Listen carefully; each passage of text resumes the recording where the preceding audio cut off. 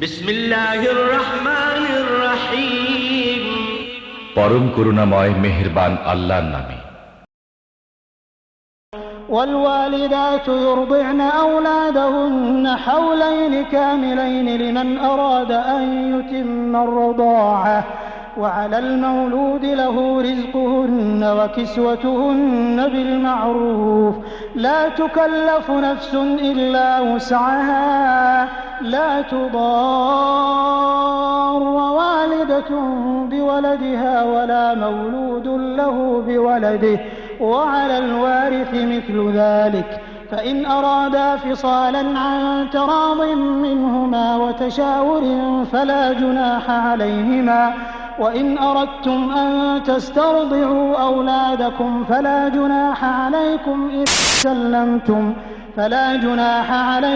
إذا سلمتم ما آتيتم بالمعروف واتقوا الله واعلموا أن الله بما تعملون بصير والذين يتوفون منكم ويذرون أزواجا يتربصن بأنفسهن 4 أشهر وعشرا فإذا بلغن أجلهن فلا جناح عليكم فيما فعلن في أنفسهن بالمعروف والله بما تعملون خبير।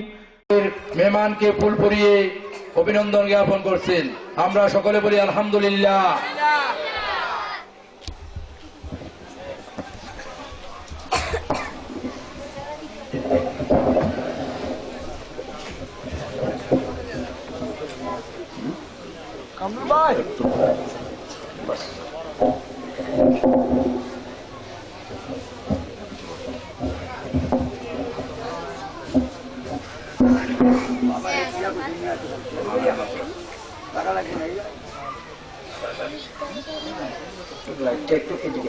লাইটটা একটু সারা দিন।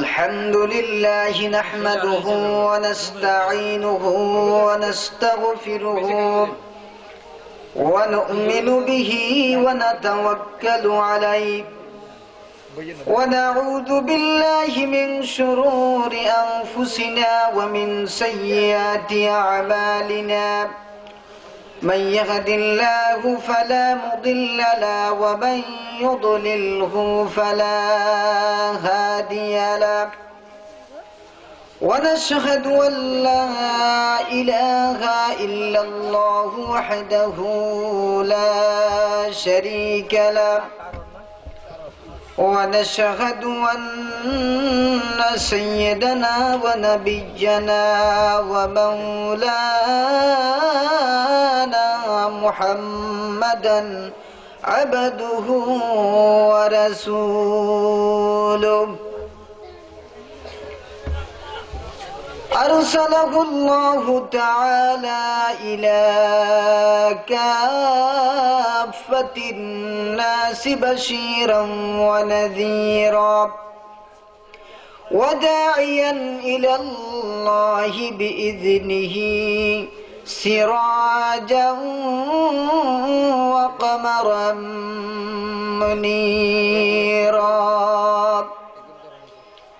أما بعد فقد قال الله تعالى في كلامه المجيد والفرقان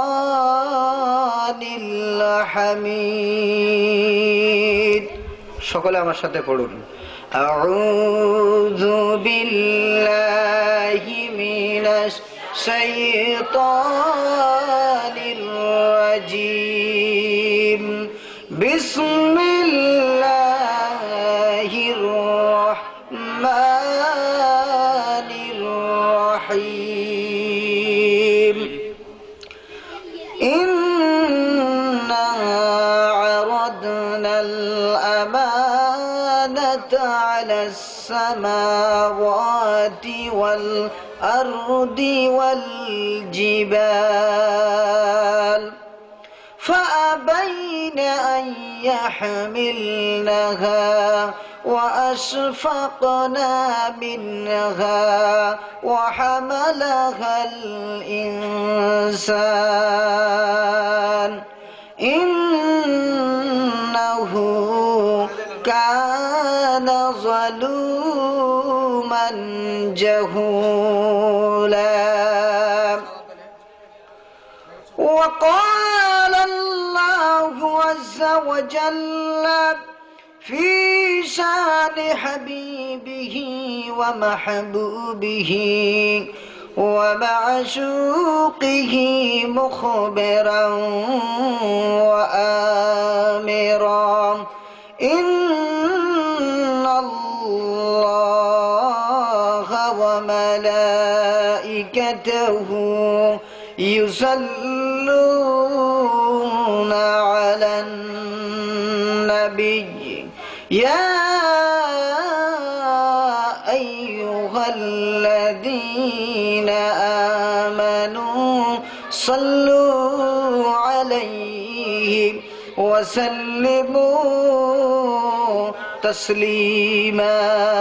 اللهم صل على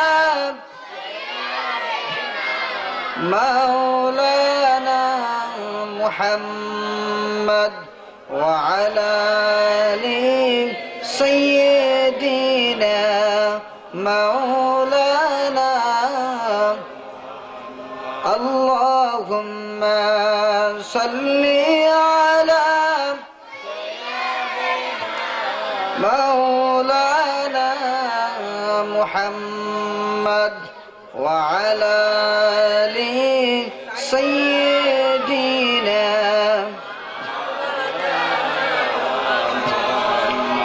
আপন আপন বলো রে ভাই, কে বলে তুই আপনার? আপন আপন বলো রে ভাই, কে বলে তুই আপনার? আসল আপন শুয়ে আছেন ওই যে সোনার মদিনায়। আল্লাহুম্মা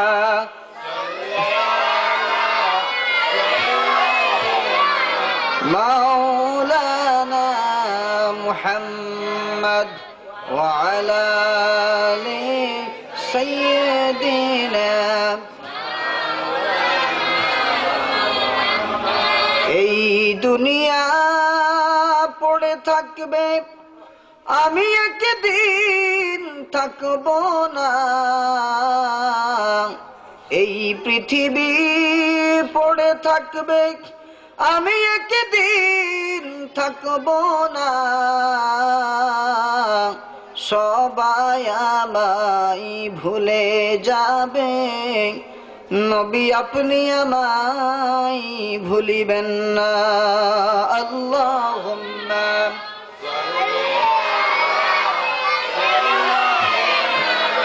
মাওলানা মুহাম্মদ ওয়া আলা আলি সাইয়্যিদিনা। বালাগাল উলা بكماله كشف الدجى بجماله حسنت جميع خصاله صلوا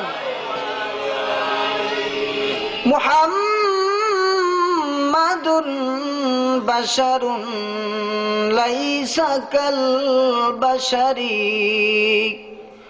محمد بشر ليس كالبشر بل هو ياقوتة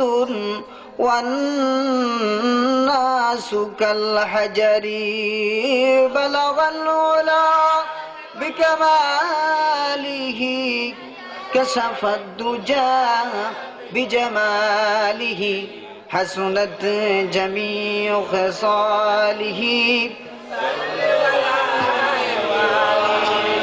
وكلهم من رسول الله ملتمس وكلهم من رسول الله ملتمس غرفا من البحر أو رشفا من الديم بلغ العلا بكماله كشف الدجى بجماله حسنت جميع خصاله اللهم آمين ربنا ظلمنا أنفسنا وإن لم تغفر لنا وترحمنا لنكونن من الخاسرين ربنا لا تزغ قلوبنا بعد إذ هديتنا وهب لنا من لدنك رحمة إنك أنت الوهاب أنت ولينا في الدنيا والآخرة توفنا مسلما وألحقنا بالصالحين আল্লাহ তাআলা আরশের মালিক জমিনের মালিক নবমণ্ডল ভূমণ্ডলের একচ্ছত্র অধিপতি ঐতিহ্যবাহী দক্ষিণ কাটা মোবারক গোনাম নতুন জামে মসজিদের উদ্যোগে আয়োজিত আজকের এই বিশাল তাফসীরুল কোরআন মাহফিলের দ্বিতীয় অধিবেশনে আপনার হাবিবের শানে সালাতু সালাম পড়ে রব্বুল আলামিন আপনার দরবারে হাত উত্তোলন করেছি। এলাকার মানুষ রব্বুল আলামিন তাদের নিজেদের যোগ্যতা মেধা মননশীলতা সব কিছু উজাড় করে দিয়ে এই সুন্দর জান্নাতের বাগান সাজিয়েছে।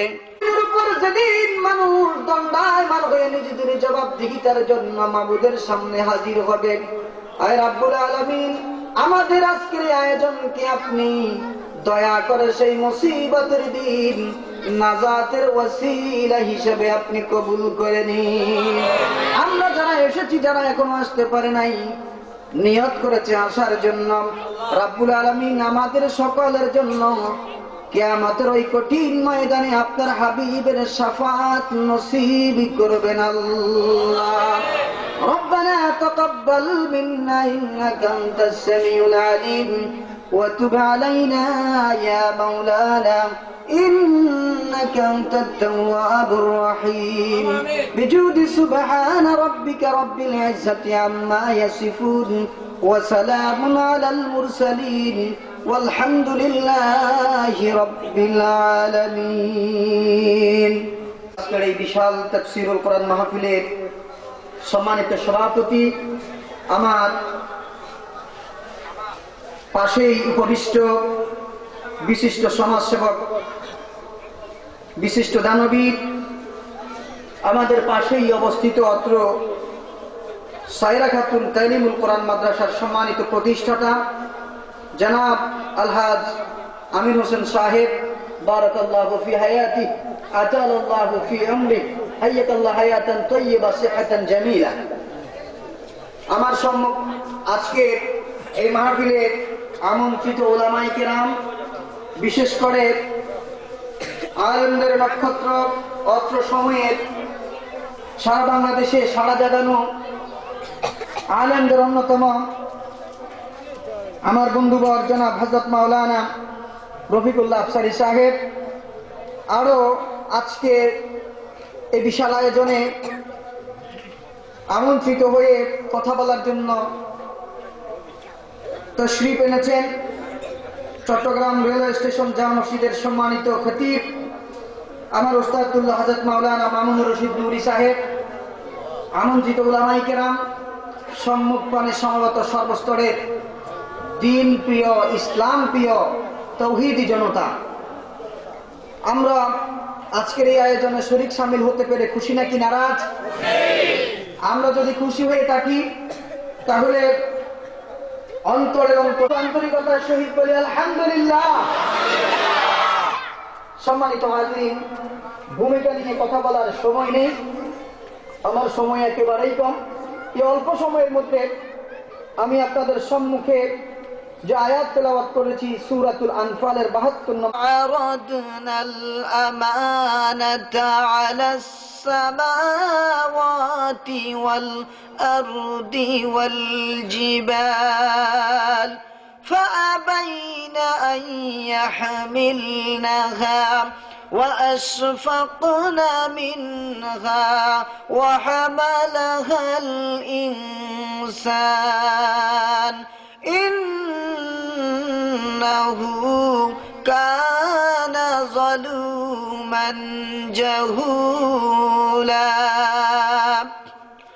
আরশের মালিক, জমিনের মালিক, तमाम कुल कायनातेर मालिक আল্লাহ রাব্বুল ইজ্জত ওয়াল জালাল ইরশাদ করছেন, ও পৃথিবীর মানুষেরা, ইন্না আরাদনাল আমানাতা আলাস সামাওয়াতি ওয়াল আরদি ওয়াল জিবাল, আমি আমার এই আমানতকে, আমানতের দায়িত্ব দিতে চেয়েছিলাম জমিনের কাছে, আকাশের কাছে, আসমানের নিকট দায়িত্ব দিতে চেয়েছি, জমিনকে দায়িত্ব দিতে চেয়েছি, ওয়াল জিবাল সাথে সাথে এই পর্বতকে দায়িত্ব দিতে চেয়েছি।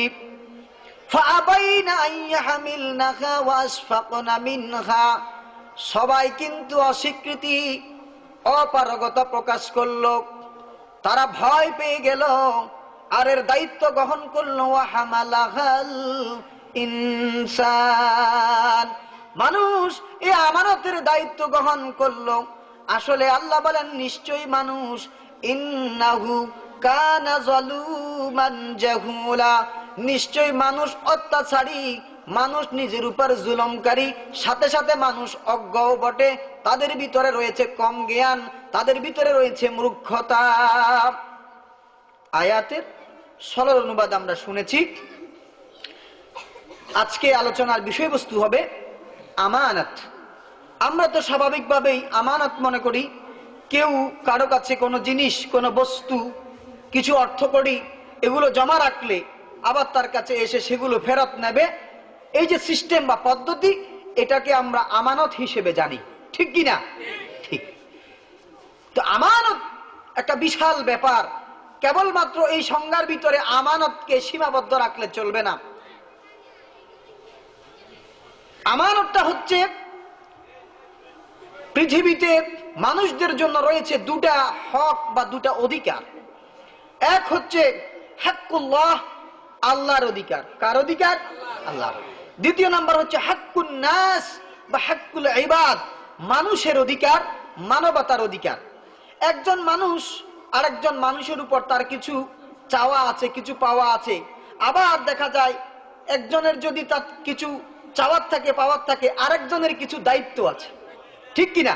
দায়িত্ব আছে কিনা? আছে। তাহলে একজনের পক্ষ থেকে, একজনের থেকে হয় দায়িত্ব, আরেকজনের হয় সেটা পাওনা। এই যে দুইয়ের সমন্বয় হয় আমানত। যার থেকে পাবে সে যদি তার প্রাপককে তার হকটা আদায় করে দেয়, তাহলে আমানতটা আদায় হয়ে যাবে। আমানতটা, তাহলে এই যে আমানতের সিস্টেম বা পদ্ধতি, এখানে কি শুধু কিছু জমা রাখার কথা আছে? হক বলতে অনেকগুলো হক আছে। যেমন স্বামীর প্রতি তার স্ত্রীর হক আছে, মায়ের প্রতি তার সন্তানের হক আছে, এলাকার চেয়ারম্যানের উপর গ্রামবাসীর হক আছে, আছে কি নাই? তাহলে চেয়ারম্যান সাহেব যদি তার দায়িত্ব পরিপূর্ণভাবে আদায় করেন, তাহলে তিনি তার আমানত পালন করতে পেরেছেন। স্বামী যদি তার দায়িত্ব পরিপূর্ণভাবে পালন করেন, স্ত্রী যদি তার হকগুলো পেয়ে যায়, তাহলে স্বামী আমানতদার হিসেবে পরিচিতি লাভ করবে, ঠিক নাকি বে ঠিক? ঠিক। আর আল্লাহর হক বা অধিকার হচ্ছে, আল্লাহর প্রতি আমানতের বিষয়টা হচ্ছে আল্লাহ সুবহানাহু ওয়া তাআলা যে সকল বিষয়গুলোকে ফরজ করেছেন সেগুলো বা হক হুবহু আদায় করা, এটাকে বলা হয় আমানত। এজন্য এই আমানতের বিষয়টা একজন সফল মুমিনের 10টা গুণ। একজন সফল মুমিনের কোয়ালিটি, যোগ্যতা, গুণ কয়টি? আপনারা মনে হয় আমার উপর রাগ করেছেন। আওয়াজ করতে হবে, রেসপন্স করতে হবে। আমি একজন কথা বলবো, আপনারা কিন্তু সবাই আমার সাথে আছেন, ঠিক কিনা? তাহলে আলোচনা প্রাণবন্ত হবে। আশা করি ইনশাআল্লাহ উপকৃত হব আমরা সবাই, এবং আল্লাহর কাছে এটা কামনাও করি আল্লাহ আমাদেরকে আলোচনা থেকে সকলকে ফায়দামান করুন। সকলে বলি আমিন। তাহলে একটু আওয়াজ করতে হবে, হাঁক ডাক মারবেন ইনশাআল্লাহ। রাজি আছি তো? আছি। তাহলে একজন সফল মুমিনের কোয়ালিটি, যোগ্যতা, গুণ 10টি। কতটি? 10টি। 10টা গুণের মধ্যে একটা গুণ হচ্ছে, আল্লাহ বলছেন ওয়াল্লাযীনা হুম লিআমানাতিহিম ওয়া আহদিহিম রাউন। পৃথিবীর মানুষেরা মনে করে দুনিয়ার জীবনে বৈষয়িক সম্পদ অর্জন করা, বৈষয়িক মহত্ব, বৈষয়িক যে লালসা লালন পালন করে, তার মধ্যে দিনকে দিন শুধু গাড়ির নেম প্লেট পরিবর্তন করা, সুন্দর সুন্দর অট্টালিকা, রম্য প্রাসাদ তৈরি করা, গাড়ির মালিক হওয়া, বাড়ির মালিক হওয়া, সুন্দরী স্ত্রীর মালিক হওয়াকে পৃথিবীর মানুষ সফলতা মনে করে, সাফল্য মনে করে। ঠিক নাকি বেঠিক? আল্লাহ সুবহানাহু ওয়া তাআলা তার দাঁত ভাঙা জবাব দিয়ে বলছেন, ও পৃথিবীর মানুষেরা, তোমাদের কাছে একজন মানুষের মূল্যায়ন তার গাড়ি বাড়ি নারী দিয়ে হতে পারে, কিন্তু আমি আল্লাহর কাছে একজন মানুষের মর্যাদা তা দিয়ে নির্ণয় হবে না, বরং আমার কাছে তার মর্যাদা বেশি।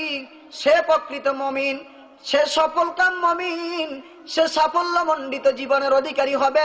ওয়াল্লাযীনা হুম লিআমানাতিহিম ওয়া আহদিহিম রাউন।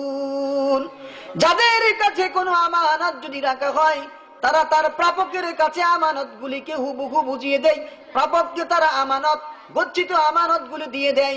সাথে সাথে যারা ওয়াদা করে, ওয়াদা খেলাপ করে না, ওয়াদা ভঙ্গ করে না, অঙ্গীকারের বিপরীত কোনো কাজ করে না, বরং অঙ্গীকার পূরণ করে, এরা হচ্ছে আমি আল্লাহর দৃষ্টিতে সফল মুমিন, সাফল্যমণ্ডিত জীবনের অধিকারী হবে এই সকল মুমিনেরা।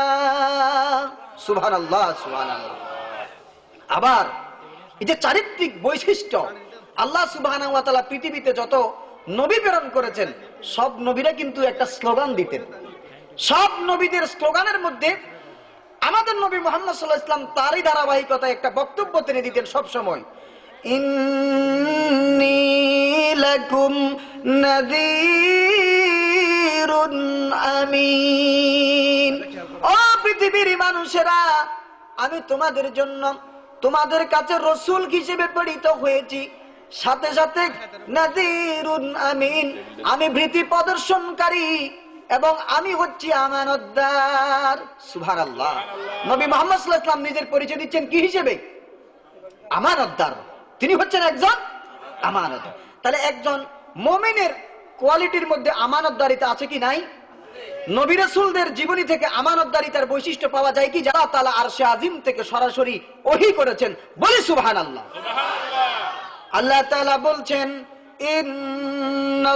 ইন্নাল্লাহা ইয়া'মুরুকুম আন তু'আদ্দুল আমানাতি ইলা আহলিহা ওয়া ইযা হাকামতুম বাইনান নাসি আন তাহকুমু বিল আদল। আল্লাহ তাআলা বলছেন, ইন্নাল্লাহা ইয়া'মুরুকুম, নিশ্চয় আল্লাহ তাআলা তোমাদের আদেশ দিচ্ছেন, আনতু আদ্দুল আমানাতি ইলা আহলিহা, নিশ্চয়ই প্রাপকের কাছে যে আমানতের প্রাপক তাকে তার আমানত বুঝিয়ে দেওয়ার জন্য আল্লাহ তাআলা আরশে আজিম থেকে আদেশ দিচ্ছেন। বললেন সুবহানাল্লাহ। ওয়া ইযা হাকামতুম বাইনান নাসি আন তাহকুমু বিল আদলি, সাথে সাথে তোমরা যখন বিচার ফয়সালা করবে, তখন তোমরা সৎ বিচার করবে, ন্যায় বিচার করবে। বিচারের ক্ষেত্রে তোমরা ন্যায়পরায়ণতা অবলম্বন করবে, সঠিক বিচার তোমরা করবে। এক আয়াতের ভিতরে আল্লাহ সুবহানাহু ওয়া তাআলা আমানত রক্ষার কথা বলেছেন, সাথে সাথে একই আয়াতের ভিতরে আল্লাহ তাআলা ন্যায় বিচারের কথা বলেছেন। তাহলে বুঝতে হবে আমানতের সাথে ন্যায় বিচারের সম্পর্ক আছে। আছে কি নাই? আছে কি নাই? আছে। তাহলে আমানত যেখানে খেয়ানত হবে সেখানে ন্যায় বিচার সম্ভব, যেখানে ন্যায় বিচার হবে না সেখানেই আমানতের কি হবে? খেয়ানত হবে। আপনারা কি কথা বুঝতেছেন? কথা বুঝতে পারছেন? যেখানে ন্যায় বিচার করা হবে না সেখানেই আমানতের কি হবে? খেয়ানত হবে। সম্মানিত ভাইরা, নবী মুহাম্মদ সাল্লাল্লাহু আলাইহি ওয়াসাল্লাম সম্পর্কে রসুল দাওয়াত দিয়েছেন রোমের বাদশা। রোম হচ্ছে বর্তমান ইতালিকে ধরা হয় রোম। এই রোমের বাদশা নাম হচ্ছে হেরাকাল, আরবিতে বলে হেরাকাল, বাংলায় হচ্ছে হিরাক্লিয়াস। এই হিরাক্লিয়াসের কাছে নবী মুহাম্মদ সাল্লাল্লাহু আলাইহি সাল্লাম চিঠি দিয়েছেন, দাওয়াতি চিঠি। কিসের চিঠি? দাওয়াতি চিঠি। চিঠি ভালো করে পড়ে হিরাক্লিয়াস কিছু লোক পাঠিয়ে বলল, এই আমার এলাকার আশেপাশে কোনো কুরাইশের কোনো লোক পাওয়া যায় কিনা, কুরাইশ বংশের কোনো লোক পাওয়া যায় কিনা দেখো একটু।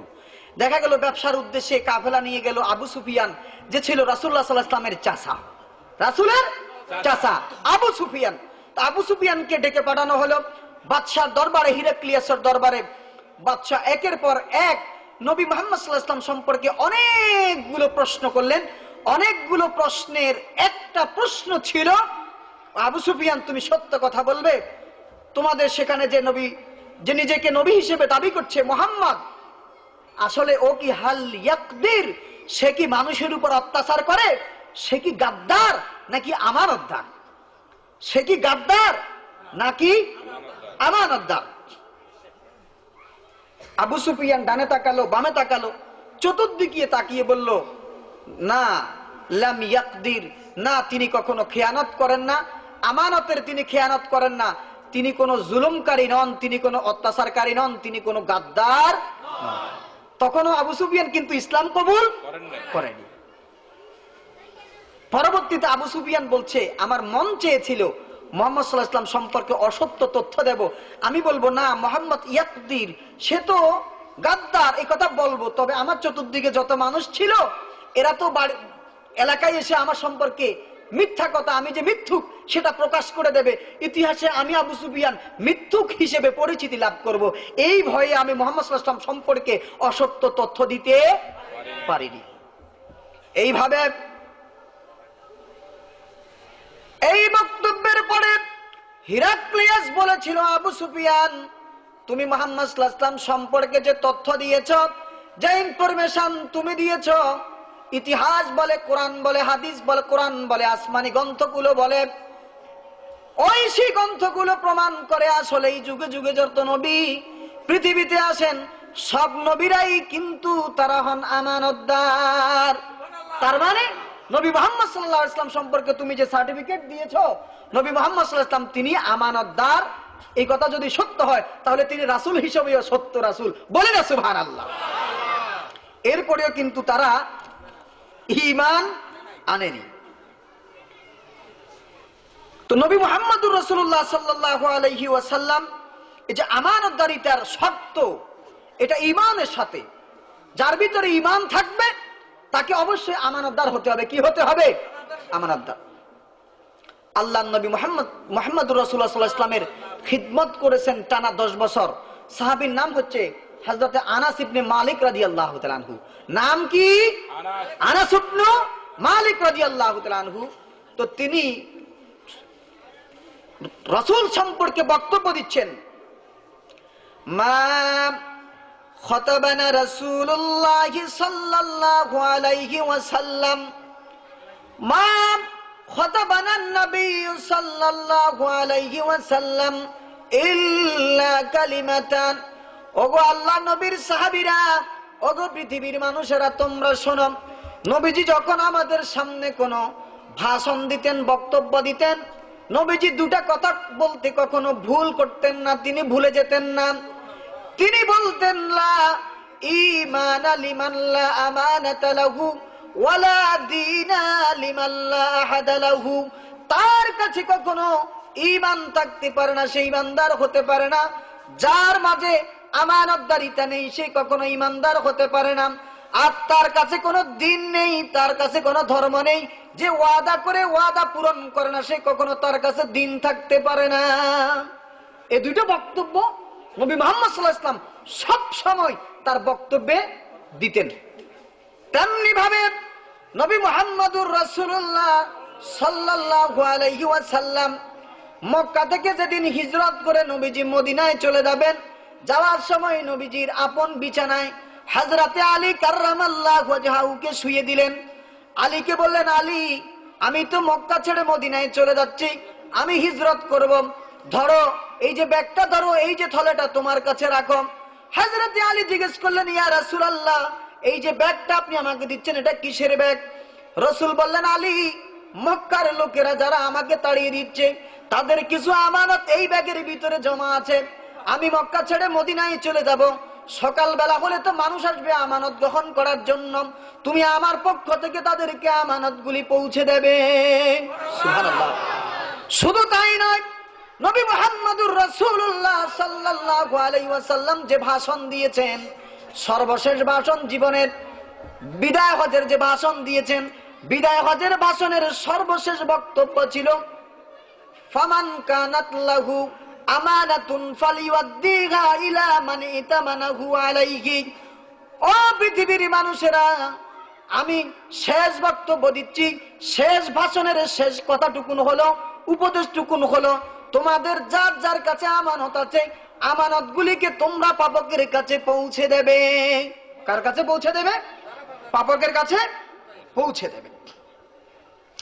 এজন্য পৃথিবীতে আমানতদারিতা যতদিন থাকবে পৃথিবী টিকে থাকবে, আমানতদারিতা থাকবে না পৃথিবী থাকবে না। কে বলছেন কথা?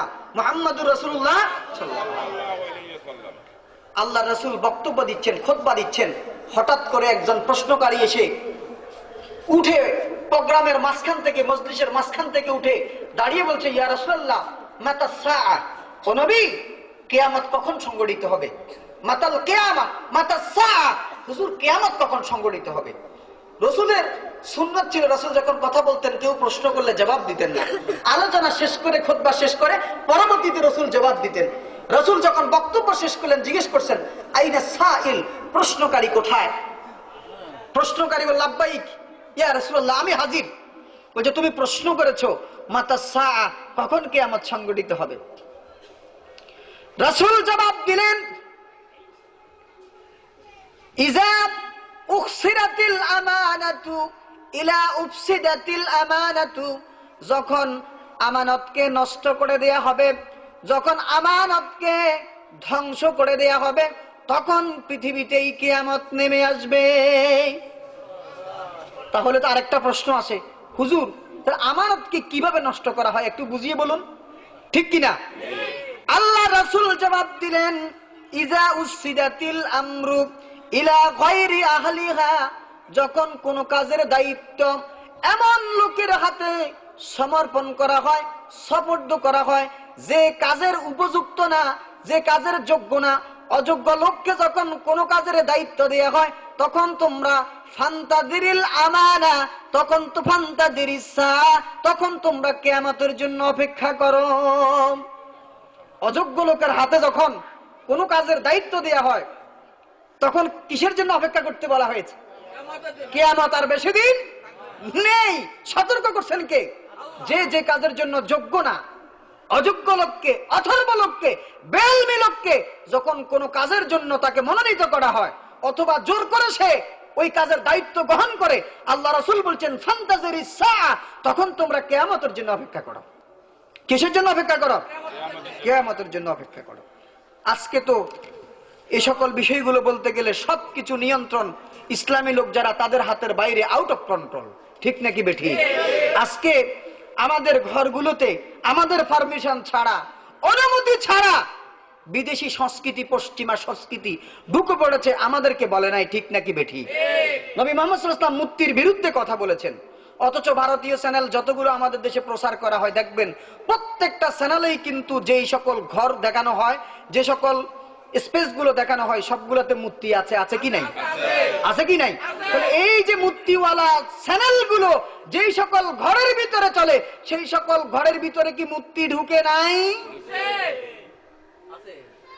আমাদের নিয়ন্ত্রণের বাইরে চলে যাচ্ছে। ফান্তাজিরিস সাআ, নবীর বক্তব্য অনুযায়ী তাহলে কিয়ামতের জন্য অপেক্ষা করতে হবে, ঠিক কিনা?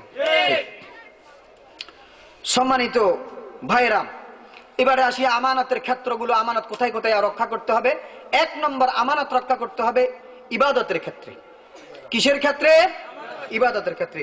তাহলে আল্লাহর পক্ষ থেকে যতগুলো ইবাদত, সবগুলো কিন্তু আমানত। সবগুলো কি? যেমন নামাজ, এটা একটা আমানত। আল্লাহ রাসূল সাল্লাল্লাহু আলাইহি ওয়াসাল্লাম বলছেন, মান হাফাজা আলাইহা কানাত লাহু নূরান ওয়া বুরহানান ওয়া নাজাতান ইয়াউমাল কিয়ামা ومن لم يحافظ عليها لم تكن له نورا ولا برهانا ولا نجاة وكان يوم القيامة مع قارون وهامان وفرعون وأبي بن خلف أو كما قال عليه الصلاة والسلام নামাজ এক নম্বর আমানত নবী মুহাম্মদ সাল্লাল্লাহু আলাইহি ওয়াসাল্লাম ইরশাদ করেন পৃথিবীর মানুষেরা মান হাফাযা আলাইহা যারা এই আমানত সংরক্ষণ করবে নামাজ সংরক্ষণ করবে কানাত লাহু নূরান এটা তার জন্য নূর হবে ওয়া বুরহান এটা তার জন্য দলিল হবে ওয়া নাজাতান ইয়াউমাল কিয়ামা এটা কিয়ামত দিবসে তার জন্য নাজাতের গ্যারান্টি হয়ে যাবে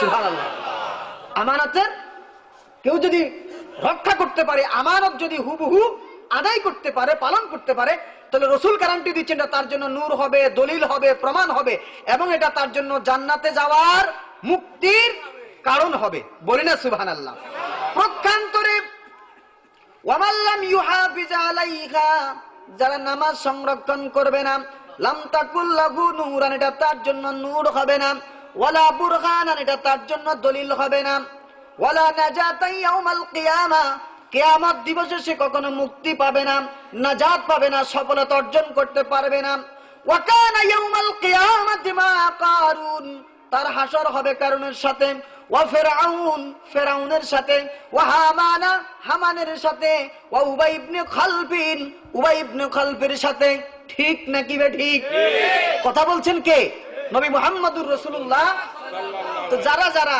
এই আমানত রক্ষা করবে না পৃথিবীর দুর্দশ সন্ত্রাসী পৃথিবীর ইতিহাসের যারা নিকৃষ্ট যারা পৃথিবীর ইতিহাসে আস্থা করে নিক্ষিপ্ত হয়েছে ফেরাউন নমরুদ হামান উবাই ইবনে খালফ এদের সাথে তাদের কি হবে হাসর হবে যারা নামাজ নামক আমানতের সংরক্ষণ করতে পারবে না তাহলে আমরা কি নামাজ নামক আমানত সংরক্ষণ করতে রাজি আছি ইনশাআল্লাহ আল্লাহ কবুল করুন সকলে বলি আমিন দ্বিতীয় নাম্বার হচ্ছে আমানতদারিতা রক্ষা করতে হবে মান সম্মানের ক্ষেত্রে কিসের ক্ষেত্রে মান সম্মান একজন মানুষের কাছে আরেকজন মানুষের জান এবং মাল এবং তার সম্মান এই তিনটা রক্ষা করা একজন মানুষের জন্য আরেকজন মানুষের জন্য এটা কর্তব্য এটা কি তার দায়িত্ব এবং কর্তব্য এখন কেউ যদি অন্য কারো মান সম্মান ইজ্জত নিয়ে চিনিমিনি খেলে টানাটানি করে তার ইজ্জত নষ্ট করার চেষ্টা করে তাহলে বুঝতে হবে সে আমানতের কি করেছে খেয়ানত করেছে মান ইজ্জত সম্মান এটা রাসূলুল্লাহ সাল্লাল্লাহু আলাইহি ওয়াসাল্লাম একজন ইহুদিকে পর্যন্ত কখনো তিনি অসম্মান করেন নাই ইসলাম কবুল করে নাই অথচ রাসূলের দরবারে এসেছে রাসূল তাকে সম্মান দিয়েছেন বলে সুবহানাল্লাহ উহুদের ময়দানে বদরের যুদ্ধে মুসলমানরা যখন বিজয়ী হয়ে গেল 70 জন কুরাইশ তাদেরকে হত্যা করা হলো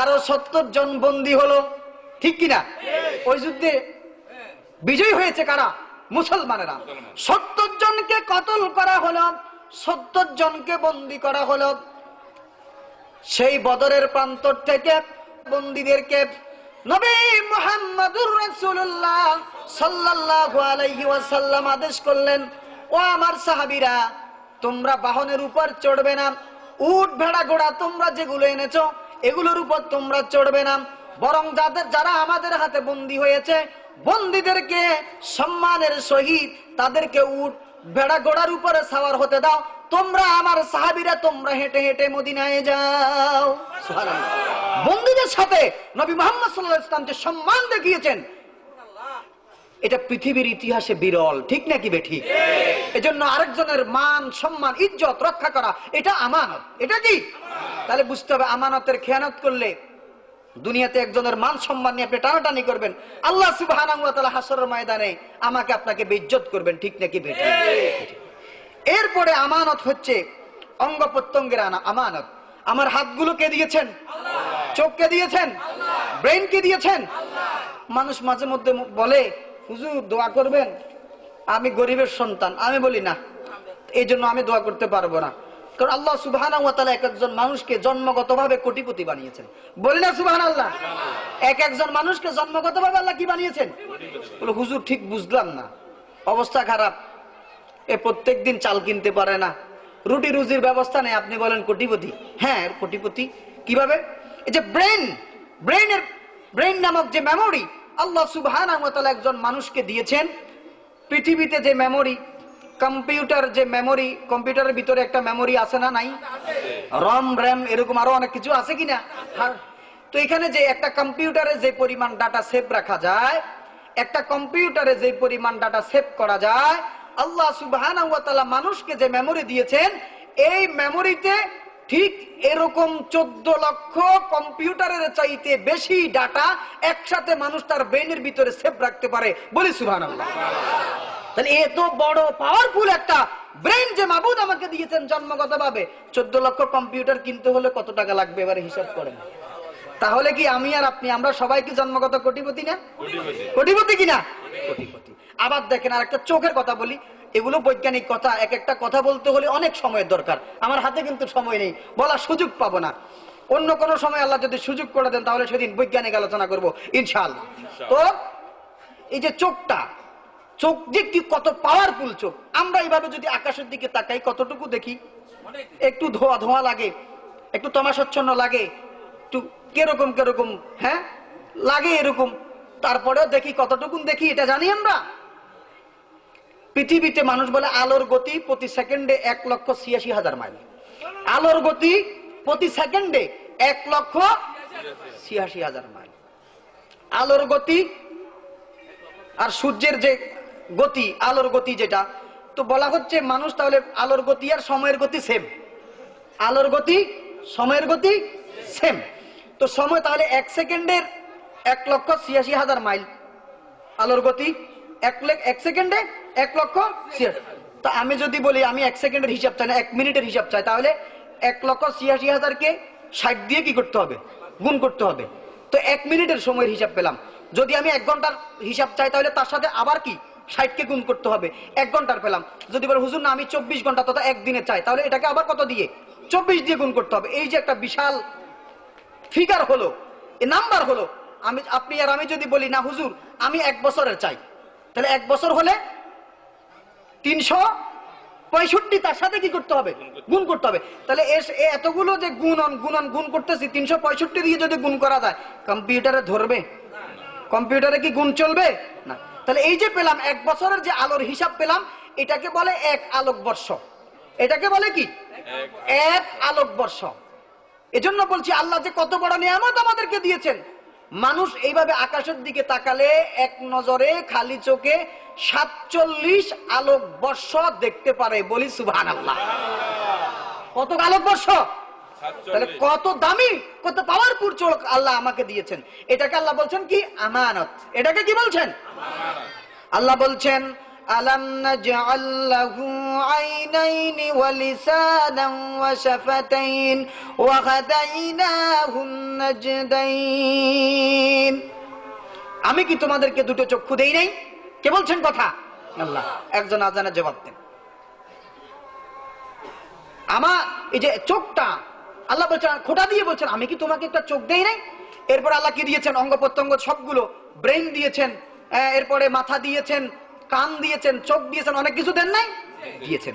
দেওয়ার পরে আল্লাহ বলছেন ও পৃথিবীর মানুষেরা, তোমরা যারা আমার এই অঙ্গ প্রত্যঙ্গ গুলোর আমানতের তোমরা হেফাজত করতে পারবে না, খেয়ানত করতে পারবে না, যদি চোখ দ্বারা খেয়ানত করো তবে শোনো সুব্বাফি আইনিহি লানাকা ইয়াউমাল কিয়ামা, কিয়ামত দিবসে তোমাদের চোখের ভিতরে সীসা ঢেলে, গরম সীসা ঢেলে দেয়া হবে।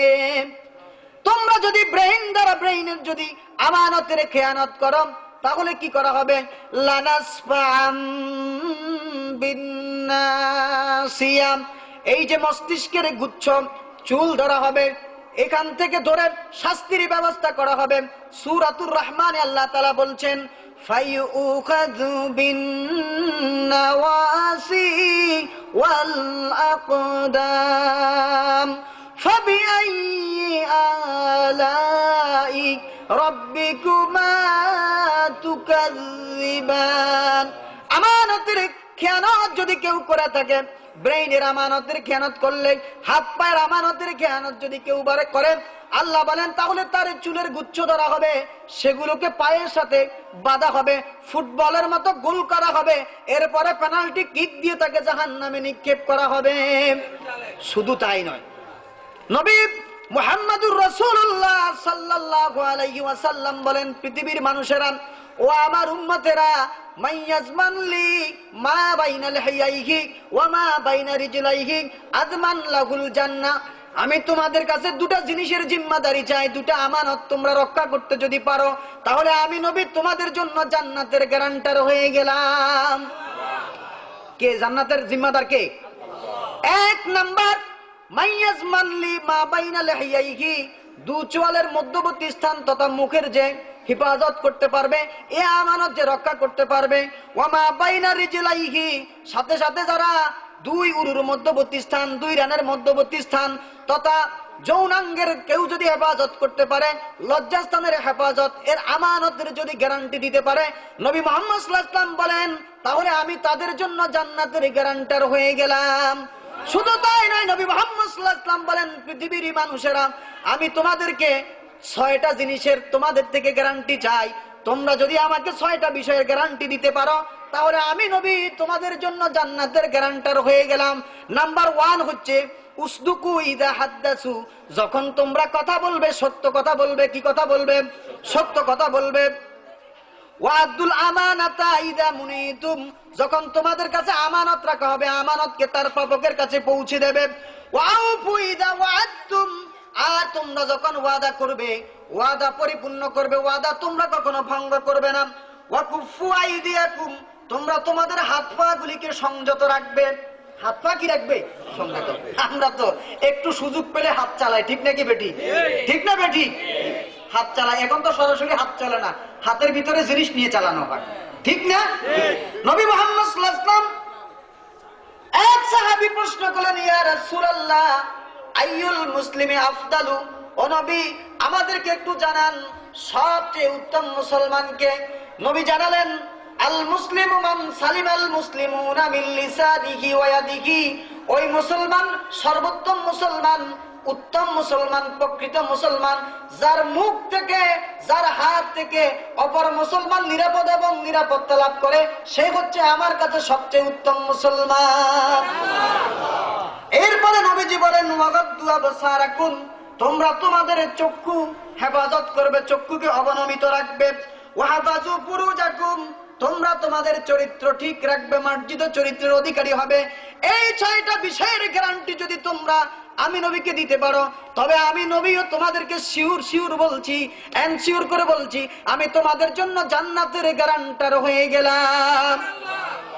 সম্মানিত ভাইরা, আমানতগুলি রক্ষা, কেউ যদি আমানত রক্ষার চেষ্টা করে, আল্লাহ সুবহানাহু ওয়া তাআলা তাকে আমানত রক্ষার জন্য তাকে তৌফিক দান করেন। বলি না সুবহানাল্লাহ। আমাদের বাজার ঘাটে, বাজার তো চলে, আমানতদারিতা আছে। ব্যবসার ক্ষেত্রে, নামাজ ইবাদতের ক্ষেত্রে যতটুকু আছে সামান্য, কিন্তু ব্যবসা বাণিজ্য, চাকরি বাকরির ক্ষেত্রে কি আমানতদারিতা আছে? না। আল্লাহ রাসূল সাল্লাল্লাহু আলাইহি ওয়াসাল্লাম মদিনার বাজারে গেলেন, যাওয়ার পর দেখলেন একজন ব্যবসায়ী সুন্দর করে চাউলের ফসলা সাজিয়েছেন, জব, ছাতু, এগুলোর ফসলা সাজিয়েছেন, খুব সুন্দর করে সাজিয়েছেন। নবী মুহাম্মদ সাল্লাল্লাহু আলাইহি ওয়াসাল্লাম কি এইভাবে বস্তার ভিতরে হাতটা ঢুকিয়ে দিলেন? কি করলেন? হাত ঢুকিয়ে দিলেন। আমাদের মেম্বার, চেয়ারম্যান, পৌরসভার মেয়র, ওনারা কি কখনো সরাসরি গিয়ে বাজার মনিটরিং করেছেন? এইভাবে শিখতে হবে কার কাছ থেকে? নবী মুহাম্মদুর রাসূলুল্লাহ। তিনি হাত ঢুকিয়ে দিলেন, দেখলেন উপরের জবগুলি, চাউলগুলি খুব সুন্দর, খুব একেবারেই শক্ত, কটকট করে আওয়াজ দেয়, কিন্তু ভিতরের থেকে যেগুলো বের করলেন সবগুলোই ভিজা। সবগুলো কি? উনি তো যখন ফাল্লা দিয়ে মাপবেন ভিতর থেকে নিবেন না, ওজন হবে। রাসূল জিজ্ঞেস করলো, তুমি এই কাজটা কেন করেছো? বলছে, হুজুর। কি বলবে? হুজুর, আসলে গতকাল বৃষ্টি হয়েছিল। কি হয়েছিল? তো রাসূল বলছেন, বৃষ্টি যদি হয় তাহলে তো উপরের দিক থেকে ভিজার কথা। কোন দিক থেকে? তুমি নিচের গুলা ভিজা, উপরের গুলো। তাহলে তুমি একটা কাজ করতা, সেটা হচ্ছে ভিজা গুলোকে উপরে দিতা, কাইলি ইউরাহুন নাস, যাতে করে মানুষ দেখতে পেত। মানুষের ইচ্ছা হলে কিনতো, ইচ্ছা না হলে কিনতো না। রাসূল এবারে বললেন, মান গাশশা ফালাইসা মিন্না, যে ধোঁকাবাজি করবে, ফটকাবাজি করবে, আমানতের খেয়ানত করবে, সে আমার উম্মত হতে পারে না। সে আমার কি হতে পারে না? উম্মত হতে পারে না। মুহাম্মাদুর রাসূলুল্লাহ সাল্লাল্লাহু আলাইহি ওয়াসাল্লাম যে আমানতদারিতার কথা বলেছেন, আমানতদারিতা যেভাবে শিক্ষা দিয়েছেন, দুজন সাহাবী একজন আরেকজন থেকে জমিন ক্রয় করেছেন, একজন বিক্রি করেছেন, আরেকজন কিনেছেন। কেনাকাটা হয় কি হয় না? তো কেনাকাটার সময় কি দলিল হয় না? দলিলে কি লেখা থাকে? সর্বশর্ত টাকার বিনিময়ে সর্বশর্ত সে কি করছে? দিয়ে দিচ্ছে, ঠিক কিনা? ঠিক এরকম আল্লাহর নবী সাহাবী একজন জমিন বিক্রি করেছেন, আরেকজন কিনেছেন। কেনার পরে উনি যখন চাষাবাদ করতে গেলেন, আমি কিন্তু আমার আলোচনা গুছিয়ে ফেলছি, একবারে শেষের দিকে চলে আসছি, মনোযোগ সহকারে শুনবেন। যখন তিনি চাষ করতে গেলেন, চাষাবাদ করতে গেলেন, যখন জমিন খনন করতেছেন, খুঁড়তেছেন, যখন হঠাৎ করে একটা জায়গায় বড় একটা পাতিল পাওয়া গেল, পুরো পাতিল ভর্তি শুধু স্বর্ণ আর স্বর্ণ। সুবহানাল্লাহ বলি আপনি, এক পাতিল স্বর্ণ। স্বর্ণ পাওয়ার পরে তখন বলেন তো, যিনি জমিন কিনেছেন তার কি অবস্থা? আনন্দে উদ্বেলিত হওয়ার কথা নয়, বরং উল্টোটা। আল্লাহ নবী সাহাবী তিনি একটু চিন্তায় পড়ে গেলেন, আমি তো জমিন কিনেছি, অথচ জমিনের ভিতরে যে পাতিল পাওয়া গেল, স্বর্ণ পাওয়া গেল, এটা তো দলিলে উল্লেখ নেই। আমি এই আমানত আমার কাছে রাখতে পারি না। আমি যার কাছ থেকে জমিন কিনেছি তাকে তার আমানত আমি ফিরে দেব। আমানতের সেই স্বর্ণগুলি, স্বর্ণের পাতিলটা নিয়ে তিনি যখন জমির যার থেকে নিয়েছেন তার কাছে গেলেন, ভাই আপনার আমানত নিন। উনি বলছেন, না, আমি যেহেতু আপনার কাছে জমিন বিক্রি করেছি, জমিনের ভিতরে যা কিছু আছে সবকিছু সর্বসত্ব ত্যাগ করেই কিন্তু আমি বিক্রি করেছি। আমি এই স্বর্ণ গ্রহণ করতে পারি না, বরং এই স্বর্ণের মালিক আপনি। উনি দিতে রাজি, ইনি নিতে রাজি না। এভাবে অনেকক্ষণ বাক বিতণ্ডা হলো। বিতণ্ডার পরে বলছে, ঠিক আছে, একটা কাজ করো, আমরা একজন বিচারকের কাছে যাই, বিচারক যিনি যে বিচার করবেন আমরা সেটা মাথা পেতে নেব। গেলেন ওমর রাদিয়াল্লাহু তাআলা আনহু, বিচারক ওমর রাদিয়াল্লাহু তাআলা আনহুর কাছে যাওয়ার পর ওমর বলছেন, ও যেহেতু দিতে চাচ্ছে তুমি নিয়ে নাও। এ বলছেন, না আমিরুল মুমিনিন, আমি নেব না। বলছে, আচ্ছা, ও যেহেতু নিচ্ছে না তাহলে তুমি নিয়ে নাও, তুমি জমির বিক্রেতা। বলছেন, না হুজুর, আমি তো তার কাছে জমিন বিক্রি করে ফেলেছি, এটা বিক্রির পরে সে পেয়েছে, অতএব আমি এটা নিতে পারি না। রাসূল হযরত ওমর ফারুক রাদিয়াল্লাহু তাআলা আনহু বলছেন, তাহলে একটা কাজ করো। কাজ হচ্ছে, এই তোমার কি ছেলে আছে? হ্যাঁ আছে। তোমার মেয়ে আছে? আমার হ্যাঁ মেয়ে আছে। তাহলে তোমার ছেলে এবং তোমার মেয়ের সাথে বিয়ে হবে, বিয়ের ব্যবস্থা করো, গহনা হবে, সবকিছু দিয়ে হবে, এই যে স্বর্ণ যেগুলো পাওয়া গেছে এগুলো দিয়ে তাদের বিয়ের ব্যবস্থা করো। বলি সুবহানাল্লাহ। তাহলে বলছিলাম, আমানতদারিতা রক্ষা করার জন্য নবী মুহাম্মদ সাল্লাল্লাহু আলাইহি ওয়াসাল্লামের সাহাবীরা তারা কিরকম তৎপর ছিলেন। আরেক দুজন বনি ইসরাইলের দুইজন ব্যক্তির কথা না বললেই নয়। একজন লোক শহরে আসার পর রিক্ত হস্ত হয়ে গেল, তার সর্বস্ব চুরি হয়ে গেল, হারিয়ে গেল। হারিয়ে যাওয়ার পর আরেকজনকে বলছে, ও ভাই, তুমি আমাকে 1000 দিনার ঋণ দাও, করজ দাও। এরকম হয় না, মাঝে মধ্যে ফেরিতে গেলেন, পকেট মার সব টাকাগুলো নিয়ে গেল। এখন কি অবস্থা? পরিচিত একজন আছে, তার কাছ থেকে এই কিছু নিয়ে অন্তত বাড়ি যাওয়ার জন্য ব্যবস্থা তো করতে হবে, হবে কি হবে না? তো তিনি বলছেন, আমাকে 1000 দিনার আমাকে ঋণ দিন, আমি যাতে করে আমার হাজাত পূরণ করতে পারি, আমি তো সর্বস্ব হয়ে গেছে। ও বলছে, ঠিক আছে, আমি যে তোমাকে ঋণ দেব, ঋণ যে আমি তোমাকে দেব, তো তোমার তো সাক্ষী লাগবে। সাক্ষী নিয়ে আসো, তাহলে আমি তোমাকে ঋণ দেব। আপনারা কি আমার কথা বুঝতেছেন? ওই মিনিট আচ্ছা, আলহামদুলিল্লাহ। ঋণ যে আমি তোমাকে দেব, সাক্ষী লাগবে। কি লাগবে? সাক্ষী। যিনি ঋণ গ্রহণ করবেন তিনি বলছেন, ও ভাই, এই শহরে আমার কোনো সাক্ষী নেই, আমি সাক্ষী হাজির করতে পারবো না, তবে একজনকে আমি সাক্ষী মানি, একজনকে আমি সাক্ষী হিসেবে উপস্থাপন করতে পারি। তিনি আর কেউ নন, তিনি আরশের মালিক, তিনি জমিনের মালিক, তিনি কুল কায়নাতের মালিক, তিনি হচ্ছেন আমার আল্লাহ। যিনি ঋণ দিবেন তিনি বলছেন, ভাই ঠিক আছে, তাহলে আল্লাহকে যেহেতু তুমি সাক্ষী মেনেছ, ওয়াকাফা বিল্লাহ শাহীদা। সাক্ষী হিসেবে আল্লাহ তাআলাই যথেষ্ট। হ্যাঁ, তোমাকে আমি ঋণ দিতে পারি। ও আল্লাহর বান্দা, তুমি যেহেতু সাক্ষী উপস্থাপন করতে পারবে না, তাহলে একজন উকিল তুমি নিয়ে আসো, একজন কফিল তুমি হাজির করো। ও বলছেন, ও আমার ভাই, এই শহরে কফিল হাজির করার মতো আমার কোনো কফিল নেই, এই শহরে আমার কোনো উকিল নেই যাকে আমি উপস্থাপন করতে পারি, হাজির করতে পারি।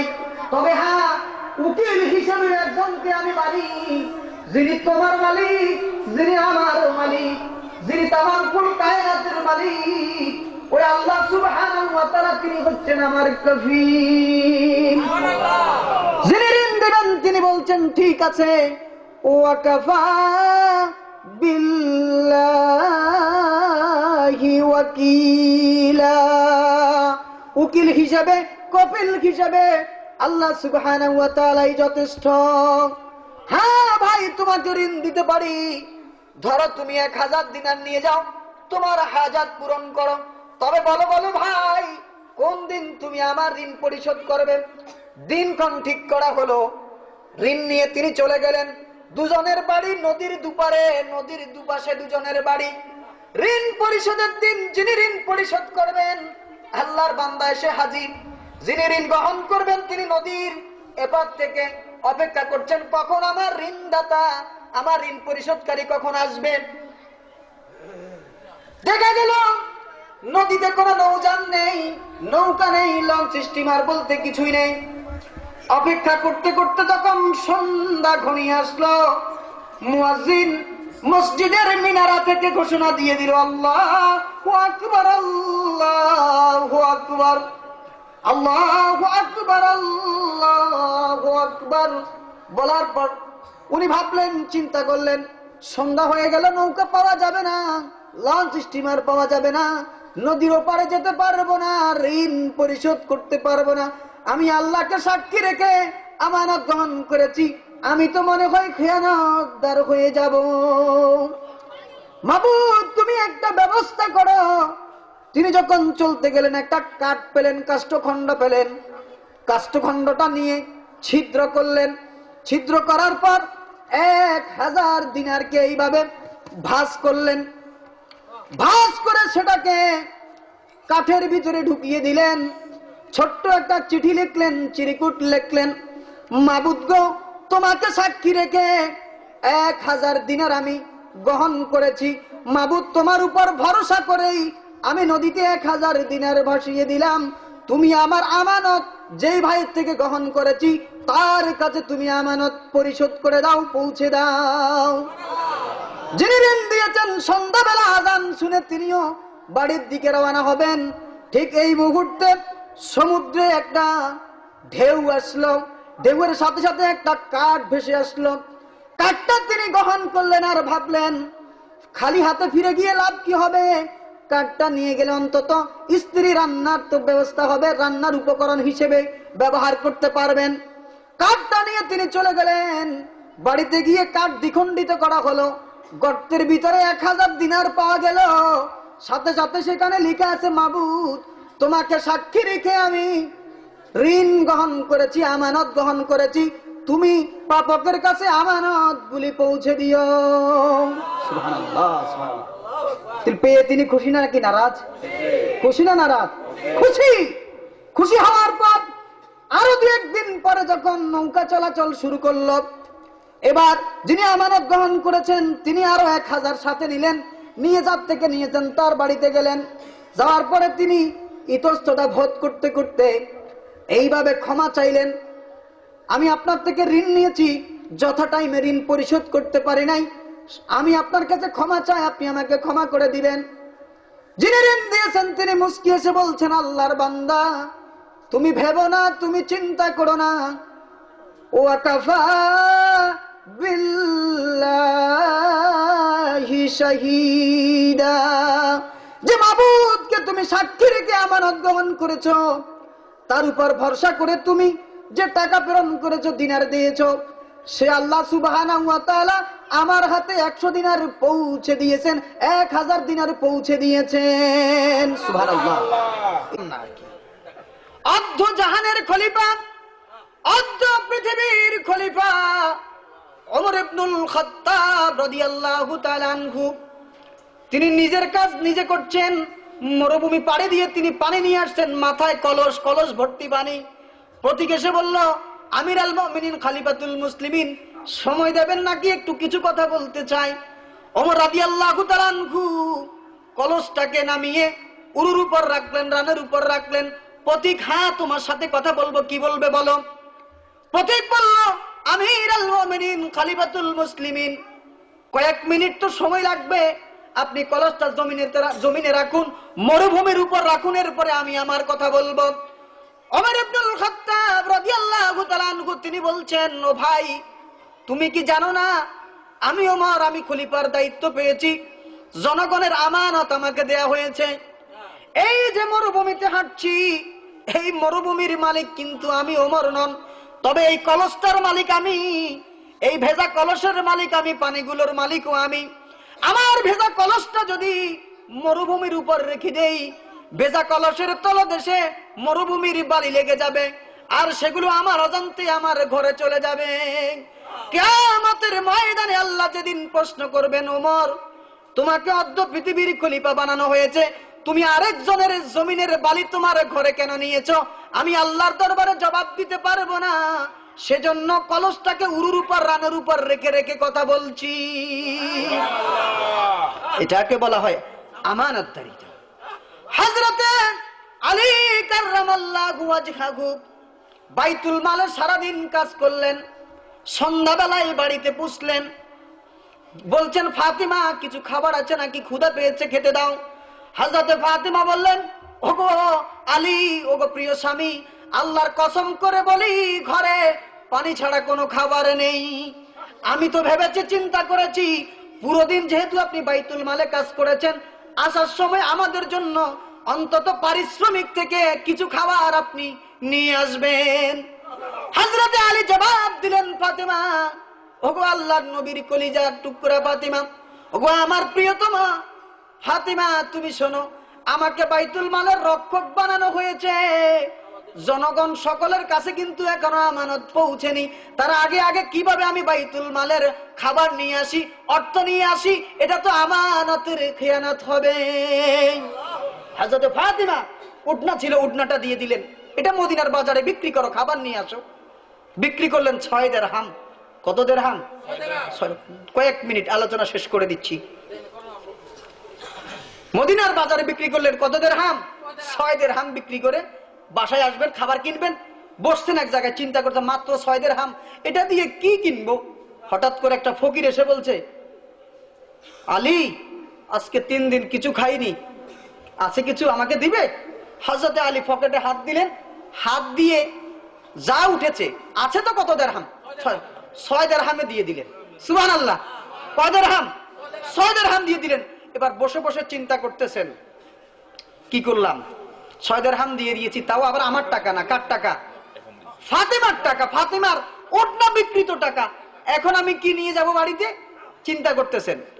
ঠিক এই সময় একটা লোক এসে বলছে, উট নিয়ে আসছে, একটা উট। আলী, উট কিনবে? উট? আলী হাসতেছে, হেসে বলছে, আমি চিন্তা করছি বাসার জন্য কিভাবে খাবার কিনতে পারি, সেই টাকা নেই, তুমি বলছো উট কিনবে? আলী, তোমার কাছে বাকিতে বিক্রি করব, তুমি নাও, লাভ হবে, এটা দাম দিতে হবে 100 দিরহাম। কত দিরহাম? তো বলছে, আমার কাছে বাকি বিক্রি করবে কেন? বলছে, তুমি মদিনার বাজারে গিয়ে বিক্রি করো, আমি তোমার সাথে সাথে যাব। আচ্ছা বলেন তো, ওই লোক নিজে কি মদিনার বাজারে বিক্রি করতে পারতো না? হযরতে আলী উটটা কিনে নিলেন 100 দিরহামে বাকিতে, মদিনার বাজারে গিয়ে দাঁড়ালেন। আর একজন এসে বলছে, আলী, উট বিক্রি করবে, উটটার দাম দিব আমি 160 দিরহাম। কত দিরহাম? লাভ হলো কত দিরহাম? 60 দিরহাম। ওই যে 1 10, একে কি 6 দিরহাম দান করছেন, 60 দিরহাম লাভ হয়েছে। বাজার করে পটলা পুড়িয়ে 1 বস্তা বাজার করে যখন তিনি বাসায় ফিরলেন, হযরতে ফাতেমা বলছেন, এগুলো ঘরে ঢোকানো যাবে না, কারণ আমি যে উটনা দিয়েছি এটা বিক্রি করে এত বাজার পাওয়া। আমাদের সমাজে কি অবস্থা হবে? আমাদের স্ত্রীদের চরিত্র কি এরকম? দ্রুত ঢুকাও, কেউ দেখে যাবে, দেখে যাবে। ঠিক না ঠিক? হযরতে আলী বললেন, ফাতিমা অবশ্যই তোমার উটনা বিক্রিত টাকা থেকেই আমি এটা কিনেছি। ফাতিমা বললেন, না, হতে পারে না। তর্ক বিতর্ক শুরু হয়ে গেল, দুজন কথা কাটাকাটি হচ্ছিল। আল্লাহ সুবহানাহু ওয়া তাআলা আরশে আজিম থেকে হযরতে জিবরাইলকে খবর পাঠালেন, জিবরাইল যাও বিশ্ব নবীকে খবর দাও, ফাতিমা এবং আলীর মধ্যে ঝগড়া শুরু হয়েছে। রাসূলুল্লাহ সাল্লাল্লাহু আলাইহি সাল্লাম হযরতে আলীর বাড়িতে আসলেন, দেখলেন দুজন কথা কাটাকাটি করছে। আলীকে বললেন, আলী, ও আলী, সাবধান হয়ে যাও। তুমি কি জানো তুমি কার সাথে কথা কাটাকাটি করছো? তুমি কি জানো না ফাতিমা আমার কলিজার টুকরা, যে ফাতিমাকে কষ্ট দেয় সেই আমি নবীকে যেন কষ্ট দেই, যে আমি নবীকে কষ্ট দেবে সে যেন আল্লাহ সুবহানাহু ওয়া তাআলাকে কষ্ট দেয়, যে আল্লাহকে কষ্ট দিবে তার কি অবস্থা হবে সেই জানে, আল্লাহ জানে। হযরত আলী একেবারে খামোশ, কোনো কথা বললেন না। এবার ফাতিমাকে বললেন, ফাতিমা তুমি কি জানো না তুমি কার সাথে তর্ক করছো?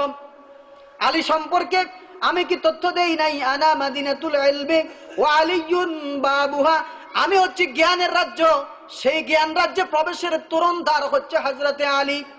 শুধু তাই নয়, আলী তো তোমার স্বামী। আল্লাহ তাআলা আল্লাহ ছাড়া আর কাউকে সিজদা করার জন্য অনুমতি দেয়নি। যদি সিজদা করার জন্য আল্লাহ ছাড়া কাউকে সিজদা করা যেত, তাহলে আমি নবী সব স্ত্রীদেরকে আদেশ দিতাম তাদের স্বামীদেরকে, সব স্ত্রীদের বলতাম তাদের স্বামীদেরকে সিজদা করার জন্য। তবে আদেশ দেই নাই, অনুমতি দেই নাই।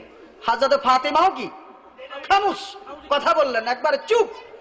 এবার রাসূলুল্লাহ সাল্লাল্লাহু আলাইহি ওয়াসাল্লাম সুযোগ নিয়ে বলছেন, কথা বলছেন, আলী, তুমি যে বাইতুল মালের আমানতদারিতা রক্ষা করেছো, আল্লাহ তাআলা তোমার ওই বিক্রি এবং ইনকামের ভিতরে বরকত ঢেলে দিয়েছেন। ও আলী, তুমি তো চিনতে পারো নাই মদিনার বাজারে সর্বপ্রথম যেই লোকটা তোমার কাছে উট নিয়ে এসেছিল বিক্রি করার জন্য, সে তো দুনিয়ার কোনো মানুষ ছিল না, সে ছিল সাইয়্যিদুল মালায়েকা হযরত জিবরাইল আলাইহিস সালাতু ওয়াস সালাম। আর মদিনার বাজার থেকে তোমার থেকে যে উটটা কিনে নিয়েছিল সে তো আর কেউ ছিল না, তিনিও ছিলেন হযরত মিকাইল আলাইহিস সালাতু ওয়াস সালাম। এটা হচ্ছে আমানতদারিতার রেজাল্ট, আমানতদারিতার ফসল, আমানতদারিতার ফল। আর আমানতদারিতা কি? আগে বলছিলাম, যার কাছে যে দায়িত্ব আছে দায়িত্বটা পরিপূর্ণভাবে আদায় করা। একজন চেয়ারম্যান, তার দায়িত্ব তার ইউনিয়ন পরিষদের সকলের সুযোগ সুবিধার খোঁজ খবর নেয়া, সমাধান করার চেষ্টা করা তার দায়িত্ব, ঠিক কিনা? একজন এমপি, তার পুরো আসনের সব জনগণের দায়িত্ব তার জন্য আমানত শুরু, ঠিক কিনা? রাষ্ট্রের যিনি প্রধান, তার পুরো রাষ্ট্রের সব জনগণের সব অধিকারের জন্য তিনি অঙ্গীকার করে আসছেন পূরণ করবেন বলে, এদের হক পালন করা এটা তার জন্য আমানত, ঠিক কিনা? আমরা যারা ছোটখাটো মানুষ যে যেখানে কাজ করি, আমাদেরও তো কিছু দায়বদ্ধতা, সীমাবদ্ধতা, কিছু দায়িত্ব আছে। তো এই দায়িত্বগুলোকে বলা হয় আমানত। আজকের এই আলোচনা থেকে আমরা যে আমানতদারিতা শিখতে পারি এবং আমল করতে পারি বাস্তব জীবনে, তাহলেই আজকের এই তাফসীরুল কোরআন মাহফিল সফল হবে। আল্লাহ তাআলা আমাদেরকে আলোচনা থেকে সকলকে ফায়দামান করুন, সকলে বলি আমিন। ইন্তেজামিয়া কমিটি যারা আমাকে দাওয়াত দিয়েছেন দোয়া নেয়ার জন্য, আপনাদের সামনে বসার সুযোগ করে দিয়েছেন, তাদেরকে মোবারকবাদ জানিয়ে, শ্রোতা মণ্ডলীকে যারা আজকে হাজির হয়ে মাহফিলকে রওনক করেছেন সকলকে মোবারকবাদ জানিয়ে আমি আমার আলোচনা শেষ করছি। ওমা তৌফিকি ইল্লা বিল্লাহ। ওয়াসসালামু আলাইকুম ওয়া রাহমাতুল্লাহি ওয়া বারাকাতুহু।